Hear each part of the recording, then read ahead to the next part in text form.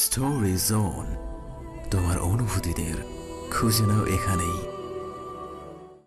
স্বয়ং নরকও যেন ভ্রুকুচকে সেদিন প্রার্থনা করল, এদের জায়গা দেওয়ার মতো অপবিত্র যেন সে কোনোদিন না হয়।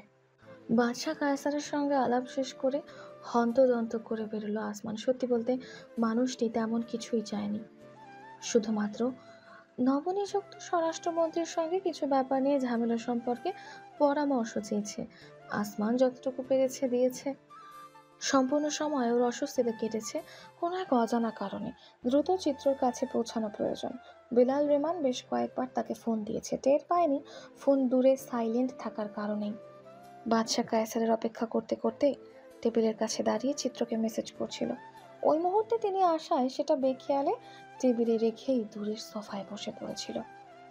কেন ফোন করেছেন বিলাল এতবার চিন্তা করে দ্রুত কল ব্যাক করতে যেতেই ওর পথ আটকে দাঁড়ালো কালো গাউন পরিহিত এক রমণী। তাকে দেখেই আসমানের ভ্রু কুঞ্চিত হলো। ভুলে গেছো আমাকে? এই রমণীকে ভোলা সম্ভব? কোনোদিন নয়। সে যা যা করেছে তাতে ওর রাফা কায়সার নামটা আসমান মৃত্যুর আগ পর্যন্ত ভুলতে পারবে না। যদিও চিত্রর সান্ত্বনায় সেই গ্লানি অনেকখানি কমে এসেছে, তবুও এই মুখটি দেখলেই ওর অস্বস্তি হয়। আমার একটু তাড়া আছে রাফা ম্যাম, আপনি please. I miss you so much. তাকে রীতিমতো উপেক্ষা করে এগিয়ে এসে সহসাই জড়িয়ে ধরল রাফা। নিজের মুখ গুছল আসমানের বুকে, দীর্ঘ প্রশ্বাস গ্রহণ করল।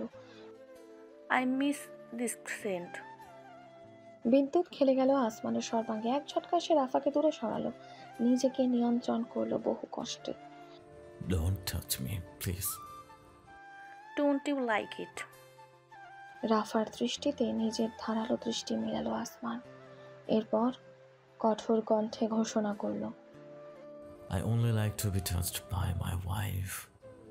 রাফাকে তর্কের কোনো প্রকার সুযোগ না দিয়েই সে রীতিমতো ছুট লাগালো। বাধা প্রদান না করে তির্যক হাসি নিয়ে চলে যাওয়া পথের পানে তাকিয়ে থাকলো রাফা। যাক, গিয়ে দেখুক, একটু বুঝুক নিজের অবস্থান। চিত্রকে যেখানে রেখে গিয়েছিল সে রুমের কাছে এসে দরজা বন্ধ দেখে আসমান হতবিহ্বল হয়ে পড়ল। ব্যাপার কি? আশেপাশে তাকালো, কেউই নেই। এমন তো হওয়ার কথা নয়। সব থেকে অশুভ চিন্তাটাই ওর মাথায় এলো সর্বপ্রথম। এই জন্যই বিলাল রেমান এতবার কল দেননি তো। চট করে ঝুঁকে জুতোর সোলের ভেতর থেকে ছোট্ট ফলাযুক্ত ছুরি বের করলো আসমান। এখানে অস্ত্র নিয়ে আসা সম্ভব ছিল না, কিন্তু একেবারেই বেহুদা আসতে নারাজ ছিল সে, তাই এইটুকু ব্যবস্থা। যদিও দীর্ঘদিন ব্যবহার না করায় অভ্যাস হারিয়েছে। তীক্ষ্ণ ফলাটি লকে ঢুকিয়ে সে কয়েকবার মোচড় দিল। তৃতীয়বারের চেষ্টায় সফল হলো। মৃদু ক্যাচ ধ্বনি তুলে দরজা খুলে যেতেই ভেতরে ঢুকলো। প্রথম দর্শনে নিজের চোখে নিজে বিশ্বাস করে উঠতে পারল না সে। কয়েক সেকেন্ড সবে ভোজ সম্পন্ন করে সোফায় এলিয়ে রয়েছে হায়নার দল। মেঝেতে রক্তগঙ্গায় ভাসছে আসমানের অর্ধাঙ্গিনী, অতি ভালোবাসার প্রিয়সীর বিভৎস মৃতদেহ। অপর পাশে গঙ্গা তৈরি না হলেও রক্তিম জমাটির পুকুরে পাথর হয়ে থাকা ফ্যাকাশে বর্ণের ছোট রাজকন্যা। আসমানের পৃথিবী এক ঝটকায় গুড়িয়ে গেল। কাঁপতে কাঁপতে আসমানের সর্বাঙ্গ। এ নিশ্চয়ই দুঃস্বপ্ন। এখনই ঘুম থেকে উঠবে সে, দেখতে পাবে চিত্রর পাশে শুয়ে আছে সে, গ্রীবে নিদ্রাচ্ছন্ন মেঘ, তাই না? হাঁটু ভেঙে ধপ করে মেঝেতে বসে পড়ল আসমান। যখন কয়েক সেকেন্ড অতিবাহিত হওয়ার পরেও দুঃস্বপ্ন কাটল না, তখন তীব্র প্রকম্পনে শরীর ওর ঝটকা খেতে থাকলো অদ্ভুতভাবে। হামাগুড়ি দিয়ে সে এগিয়ে গেল অপ্রকৃত স্থর ন্যায়। এক হাতে তুলল নিজের রাজকন্যার রক্তাক্ত দেহ। মেঘ, মামুনি আমার। পুতুল যেন, বিন্দু মাত্র নড়চড় নেই। ঝাঁকির সঙ্গে ছোট ছোট হাত দুখানা দুলছে এদিক সেদিক। মাথাটা বাঁকা হয়ে ঝুলছে নিচের দিকে। ধীর গতিতে দৃষ্টি ফেরালো আসমান পাশে। ওর ভালোবাসার ধ্বংসস্তূপ মাত্র পড়ে আছে সামনে। কিছুই অবশিষ্ট নেই, কিছু না, মাংসপিণ্ড শুধু। অঙ্গ প্রত্যঙ্গ খুলে এসেছে। এক হাতে মেঘকে জড়িয়ে চিত্রর কাছে এগুলো ঝুঁকল। হায়নার দলের উপস্থিতির কোনো পরোয়া নেই ওর নিকট। সে বিলীন আপন জগতে, কপালে কপল ছোঁয়ালো। চিত্র, আমার পৃথিবী, চোখ খোলো, আমি এসেছি। খুলবে না। চিত্র চোখ খুলবে না আর কোনদিন কেন খুলবে? কুলাঙ্গার স্বামীকে বরণের উদ্দেশ্যে, যে স্বামী জীবিত থাকার পরেও, উপস্থিত থাকার পরেও তাকে এমন নিষ্ঠুর পরিণতি করতে হলো ওর উদ্দেশ্যে। বুকের উপর মেঘের দেহটি স্থাপন করে সরে গেল আসমান। এক ফোঁটা জল গড়ালো না ওর নয়ন বেয়ে। উল্টো অধরে ফুটলো হাসি। হাসতে থাকলো সে পাগলের মতো। সেই হাসির শব্দে এলিয়ে পড়া হায়নাদের শরীরে কম্পন খেলে গেল। এ কেমন হাসি? কিসের হাসি? হাসতে হাসতেই দৃষ্টি তুলে হায়না দলের দিকে তাকালো আসমান। হিম শীতল শিহরণ বয়ে গেল প্রত্যেকের শির দ্বারা জুড়ে। নেশা কেটে গিয়েছে।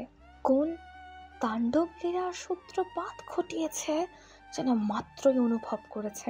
তাদের চাইতেও ভয়ঙ্কর দানবের জন্ম দিয়েছে এখন নিজেদের অজান্তে, যার নিঃস্বতার অশরীরে হাসি আমন্ত্রণ জানিয়েছে পরাশক্তিদের। একদল সশস্ত্র লোক সহসাই প্রবেশ করলো রুমের ভেতরে। নেতৃত্বে রাফা কায়সার।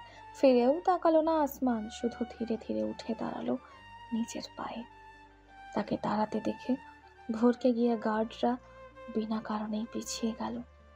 লক্ষ্য করে আবারও হাসলো আসমান। বাঁধ ভেঙেছে চাঁদের হাসি।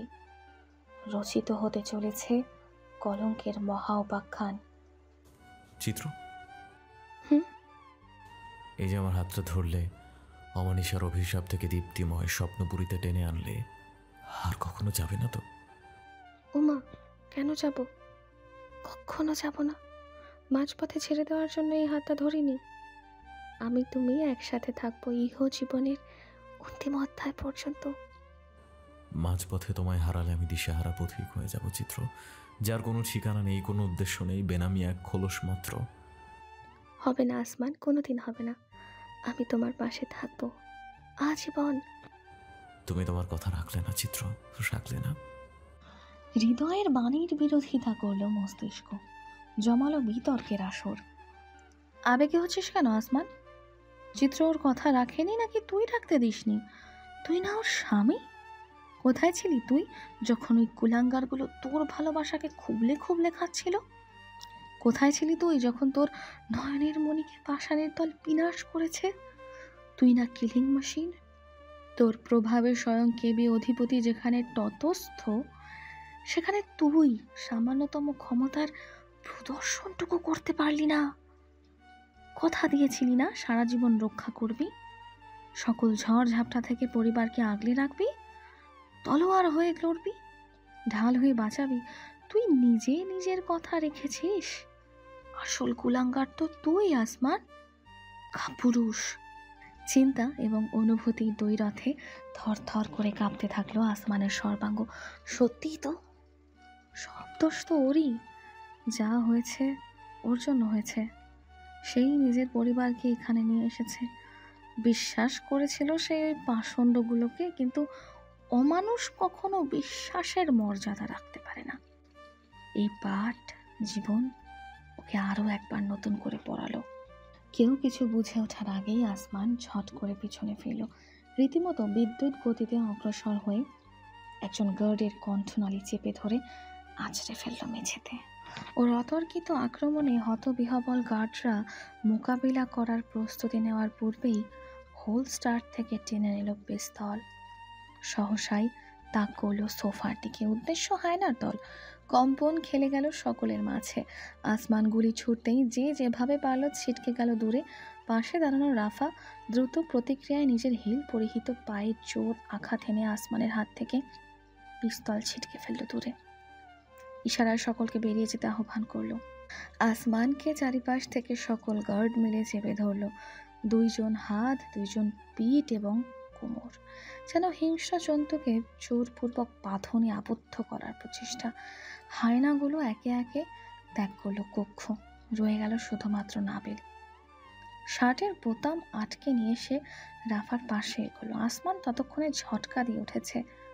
ওর অতি মানবীয় শক্তির সঙ্গে বেড়ে উঠছে না কেউই। এমন মৃত্যু রচিত হবে যে জাহান্নামও তোদের জায়গা দেবে না। এর নিশ্চয়ক হব আমি, এটা আসমানের ওয়াদা। না চাইতেও শিউরে উঠল নাবিল। আসমান ওর দিকে এগোতে চাইলেও একজন গার্ড হুট করে টিজার বের করলো, চেপে ধরলো আসমানের ঘাড়ে। দৃশ্যমানভাবে কয়েকটি বৈদ্যুতিক ঝটকা খেলে গেল শরীরে। অতঃপর মুষড়ে পড়ল আসমান, মেঝেতে লুটিয়ে পড়ল শরীর। তবুও জ্ঞান হারাতে নারাজ সে। উভয় হাতে মেঝে খামচে ধরেছে, দাঁত দিয়ে জিহ্বা কামড়ে রক্ত বের করে ফেলেছে, যেন মস্তিষ্ক স্থবির হয়ে না পড়ে। যে কোনো মূল্যে তাকে সজাগ থাকতেই হবে। পারছে না সে, হৃদয় নিংড়ে আসছে, অশ্রু ঠিকরে বেরোতে চাইছে, দমন করে রেখেছে সর্বশক্তি দিয়ে। দৃষ্টিতে ভাসছে প্রিয়সী এবং রাজকন্যার একান্ত মুহূর্তের প্রতি। পিঠের উপর পা রেখে তাকে মেঝেতে ঠেসে ধরা হয়েছে। ছটফট করে ভাঙা কণ্ঠে চিৎকার ছুড়ল, আমার নিষ্পাপ বাচ্চাটা কি দোষ করেছিল? ওকে কেন মারলি?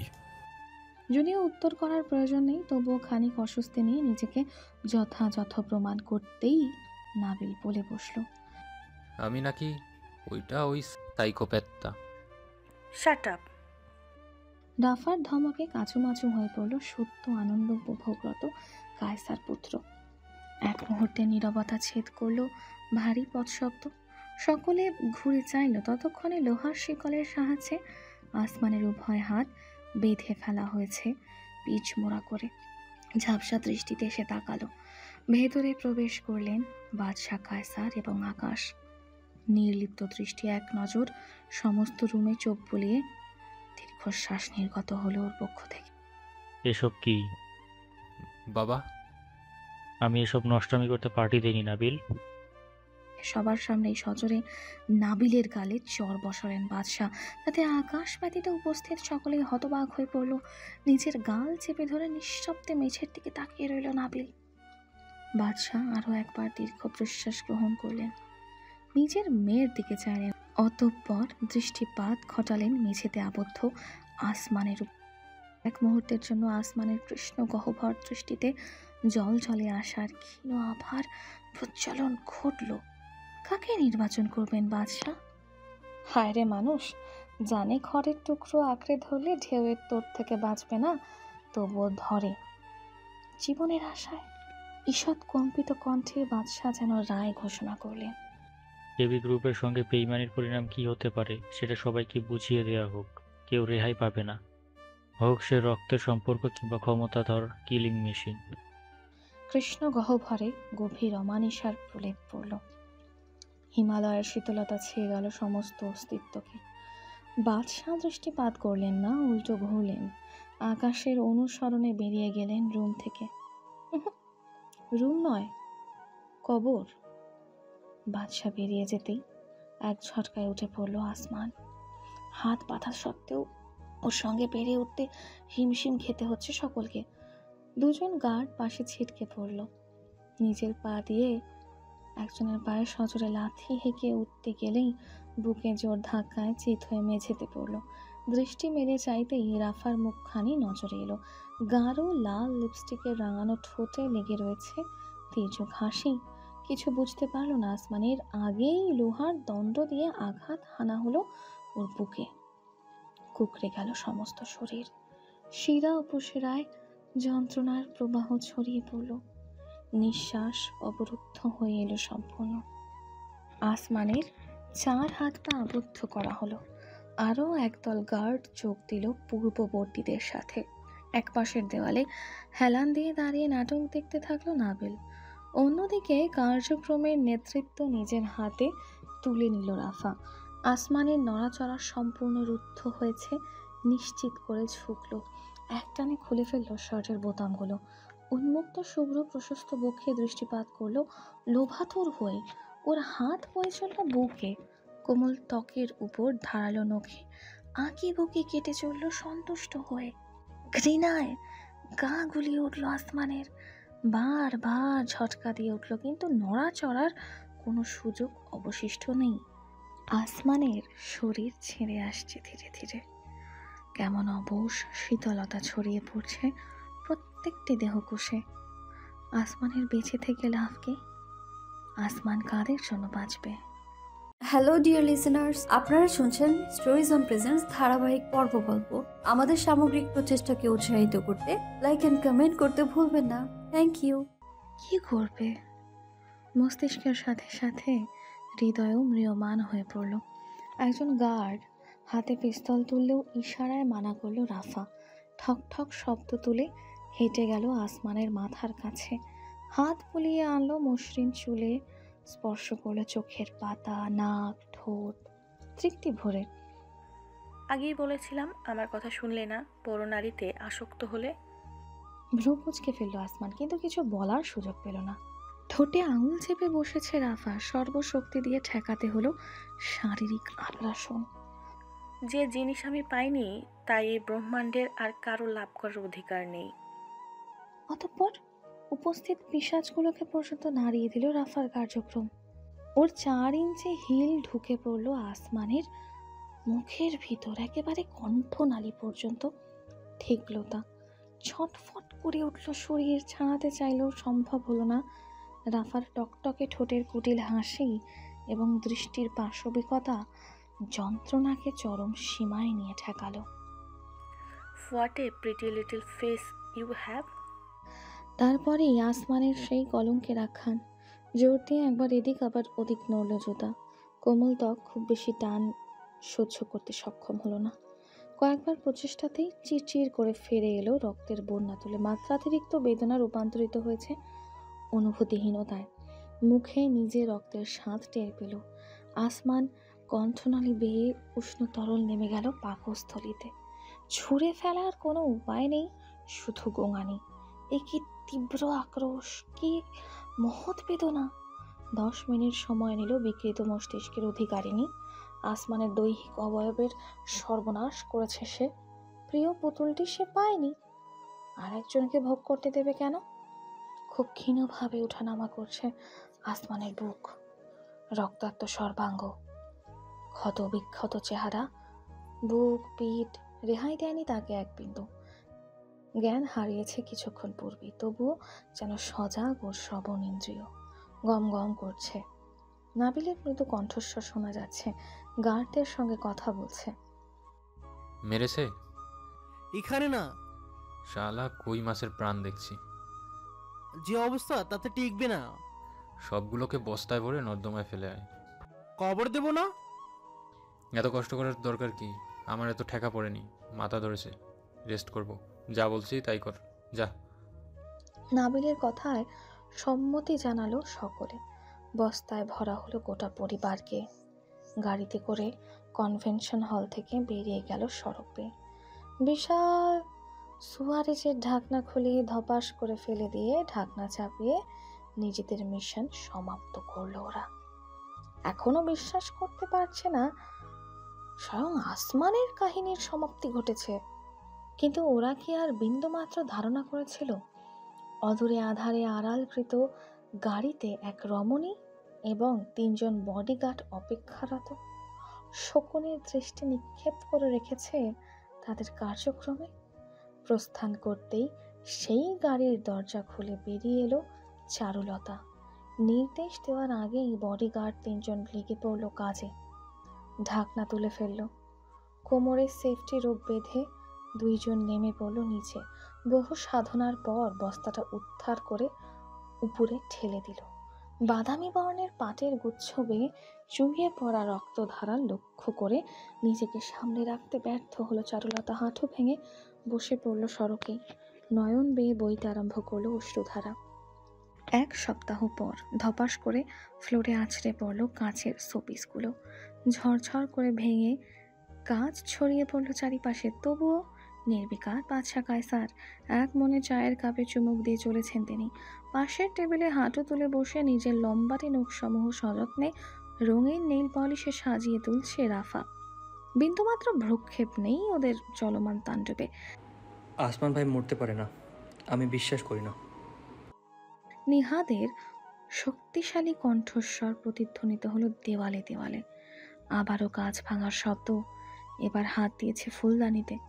স্টাফ 2 জন জোরপূর্বক তাকে ঠেকালো। নিজের মাথা 2 হাতে চেপে ধরে ঝাঁকি দিয়ে নিহাত বিড়বিড় করলো, you are lying, aren't you? Why should, we?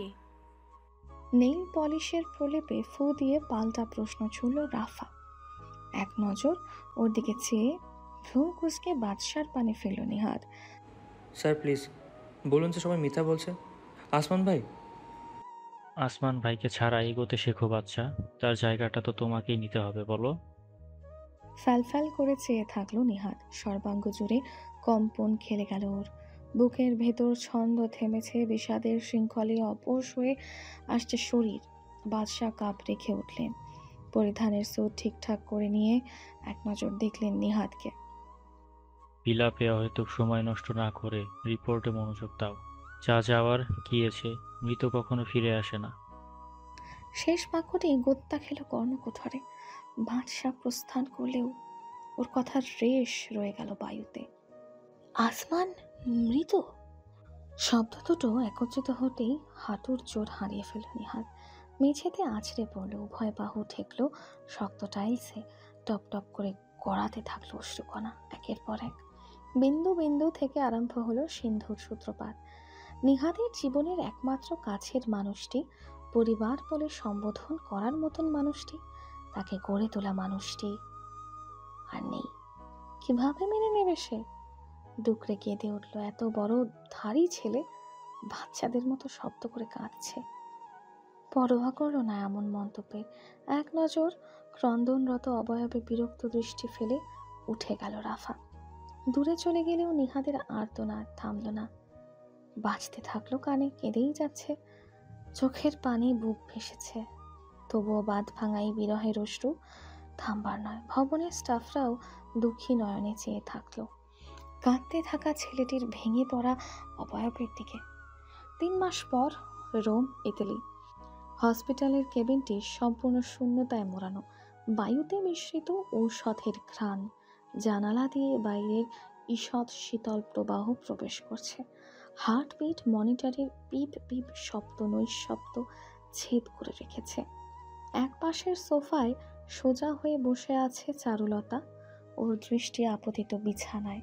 বালিশে হেলান দিয়ে বসে আছে আসমান, হসপিটালের শুভ্র পোশাক শরীরে জড়ানো। ফাঁকে ফাঁকে উঁকে দিচ্ছে ব্যান্ডেজের বাঁধন।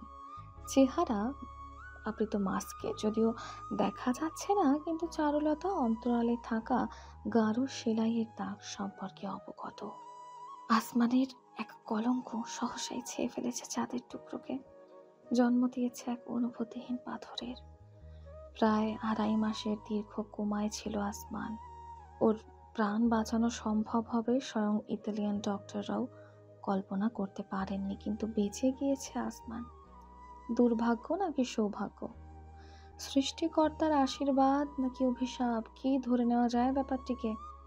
প্রথম দিন আসমান নিজের চেহারা আয়নায় দেখে তৎক্ষণাৎ ভেঙে ফেলেছে। সম্পূর্ণ অনুভূতি শূন্য, প্রচলিত কৃষ্ণ গহ্বরযুক্ত দৃষ্টি হারিয়েছে দীপ্তি। তাতে ছেয়ে গিয়েছে হিমালয়ের শীতলতা। মানুষের শরীর নয়, যেন ভাস্কর্য মাত্র, কথা বলেনি। গভীর কণ্ঠস্বর মিলিয়েছে অজানায়, পুতুল মাত্র ওর অস্তিত্ব। এভাবেই কেটেছে শেষ কয়েকদিন। চারুলতা নিজেকে নিয়ন্ত্রণ করতে পারছে না আর। এই যাতনাও সহ্য হচ্ছে না। চোখের সামনে নিজের আপুকে হারিয়েছে, ছোট্ট নিষ্পাপ শিশুটিও। দেখেছে নিজে না চাইতেও হয়ে যাওয়া ভালোবাসার মানুষটাকে পাথর হয়ে যেতে। এরপর এই কি সমাপ্তি নাকি এক নতুন সূচনা? সামান্যতম নড়চড় নেই আসমানের মাঝে। এক দৃষ্টি তাকিয়ে আছে সম্মুখের দেওয়ালের দিকে, কিছুই নেই সেখানে। তবুও তাদের নির্বিকার দৃষ্টিপাত। নিঃশ্বাস প্রশ্বাস ক্ষীণ, কবজির ক্যানোলা বেয়ে পুষ্টির আদান প্রদান ঘটছে কিঞ্চিত। চারুলতা নিশ্চিত এখানে বিস্ফোরণ ঘটলেও আসমান কখনো সামান্য মাথা কাত করেও তাকাবে না।